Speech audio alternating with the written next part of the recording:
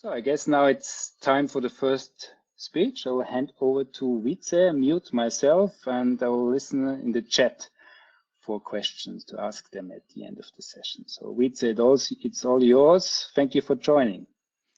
Thank you for organizing this and for inviting me. I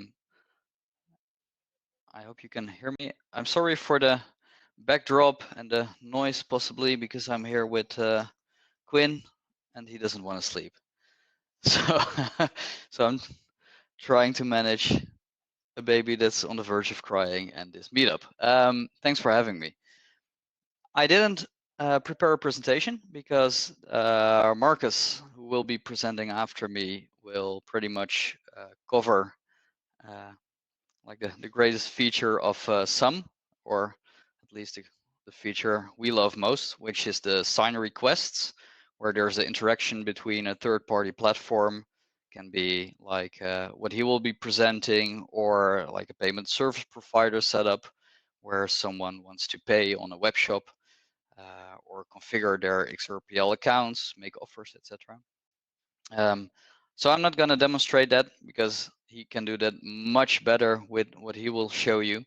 I wanted to talk a little bit about what's in store for XUMM for the next few releases. As you all know, we're still in a beta period, which means we will be improving and fixing and changing a lot.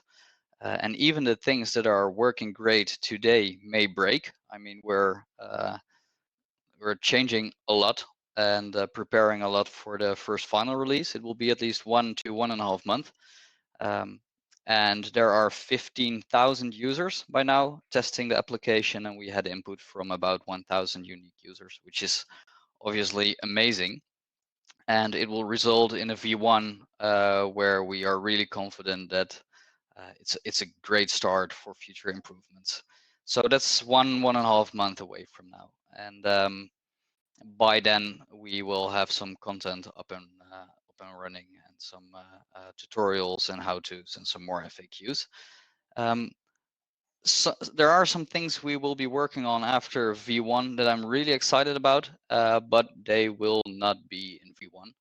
And of course, we have limited resources to to build and develop, as it's just 3 guys at XRPL Labs. But we will do monthly releases, and we will publish our roadmaps 2 versions in advance. So that's about 1/4 of features you'll know about that are coming.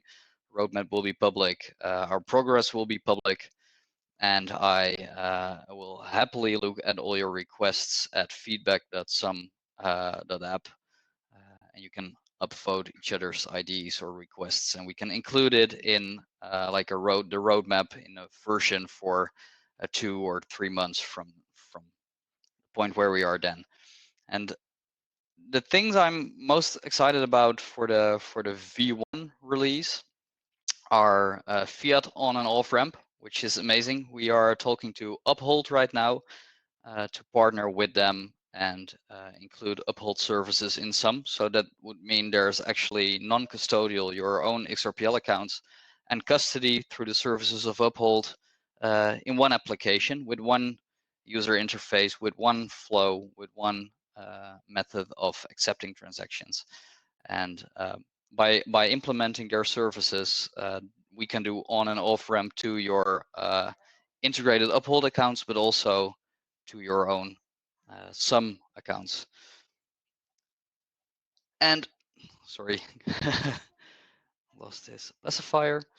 This doesn't really work.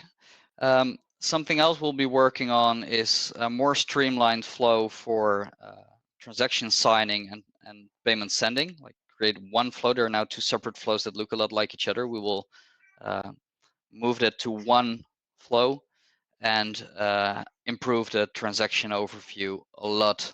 Sorry guys, I gotta pick him up because this is not working. Okay, so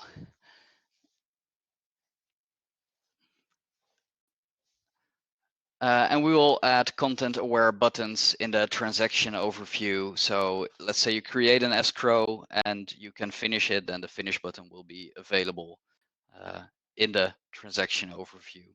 And there will be buttons for return payments and for canceling offers and all those things. And something else we will do in the first quarter after the V1 release is work on integrations for e-commerce platforms. So we will look at a payment service provider plugin for Magento, for WooCommerce, and for Shopify. And I am not sure if we will be able to program all of that ourselves. Of course, we could. But if there are community developers with an existing skill set allowing them to develop production-ready plugins for these e-commerce environments, we're really happy to work with them and see if we can do an open source release coded by a third party. And of course, there will be a reward for developing that. So that was what I wanted to share with you guys, and I'm really happy to take questions.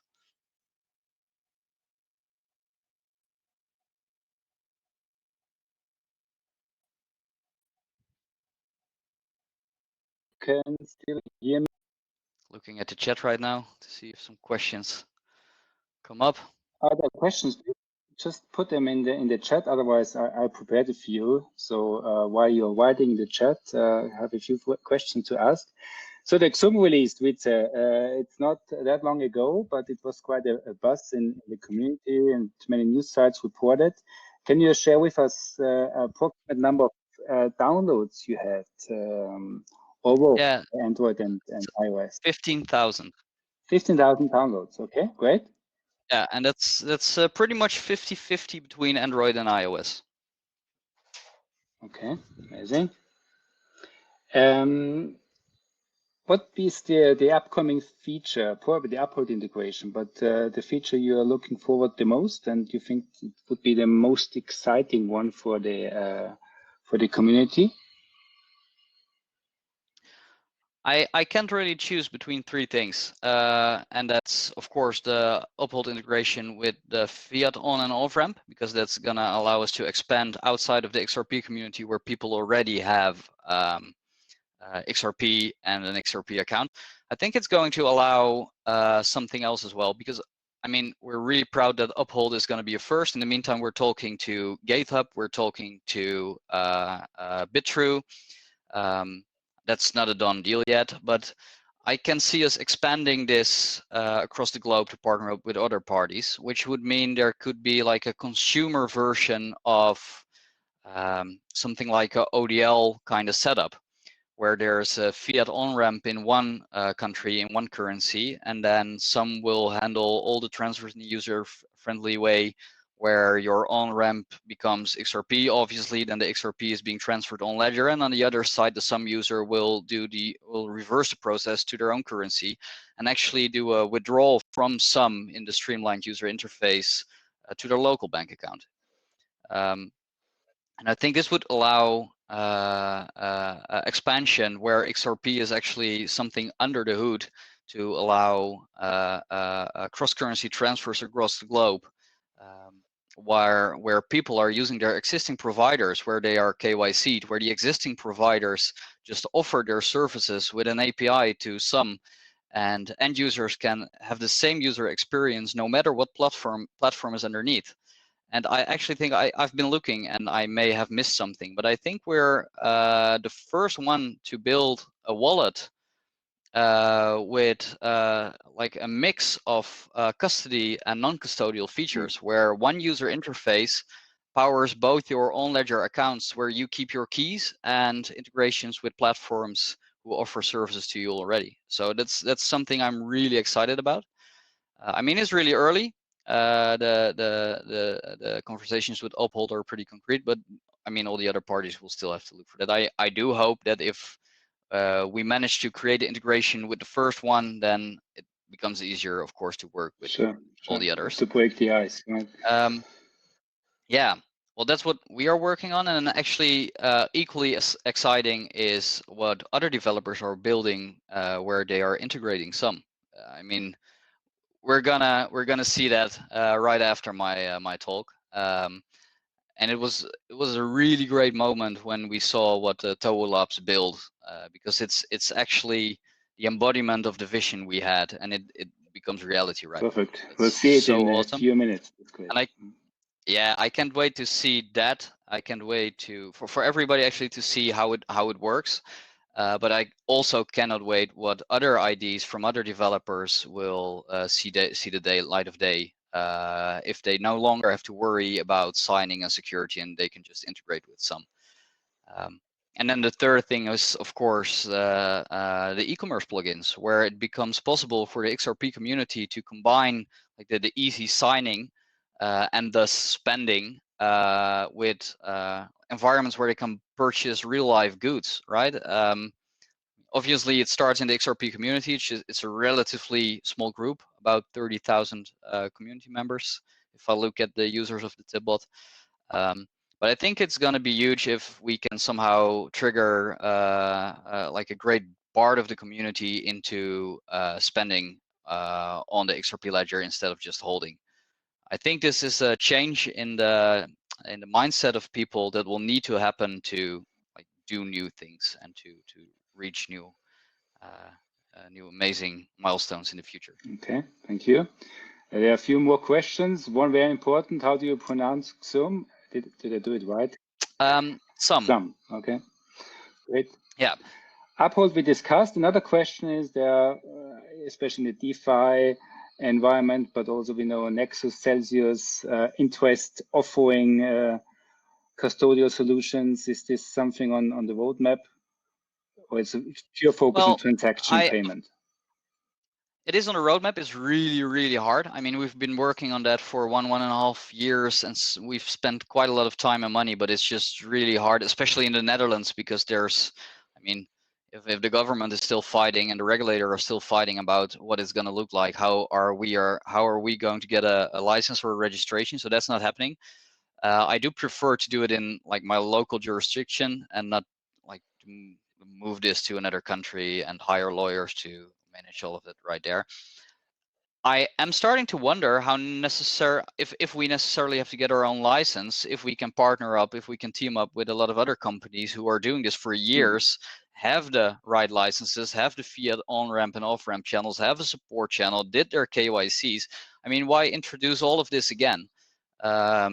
So we will be looking at our own license and our own custodial solutions via on-ramp, off-ramp. But I do think it's less pressing and may not even be necessary. Okay, but we have seen like a few actually, partnerships also in the ecosystem, right? Where wallet providers partner with solutions like Celsius, Qued, and Nexo. So this could be a solution, yeah. Yeah, I rather integrate with someone who has the experience there and focus on building software. I mean, that's what we are good at. And then maybe we'll see in the future if we can get I will be pushing for an EMI license. And then the crypto part is actually less important, because I would really much like to bridge bank accounts, like personal bank accounts, with your on ledger accounts, which again is going to be hard, but I think it's going to be really important for a transition phase, where you don't transfer your money to a bank account from your custodian with like a unique reference. I mean, you can make a mistake, you can forget to enter the reference, then you have to contact their support to ask, where's my money, can you credit it? They will have to look for it. If we can just issue a personal bank account, that's your bank account, and whatever you will deposit onto this bank account using the regular banking systems will end up in your on ledger account as an IOU, and then you can decide in the XUMM app if you want to keep it an IOU in your own local currency, send it to another currency where it's automatically converted using the decentralized exchange, or maybe exchanges into XRP and back again, and withdraw it to another bank account. I mean, that's gonna make it like seamless to move between fiat and crypto. Still a dream, and we will be pushing to make that dream come true. In the meantime, I'm pretty sure we can do a lot of this already if we partner up with the right companies. So that's also what we see like in the Ethereum ecosystem. There are a lot of partnerships and people really focusing on one specific topic and then getting partners in the boat. So that sounds very reasonable. Pick 2, maximum 3 more questions. One is, I think it's a big one, probably also others can answer.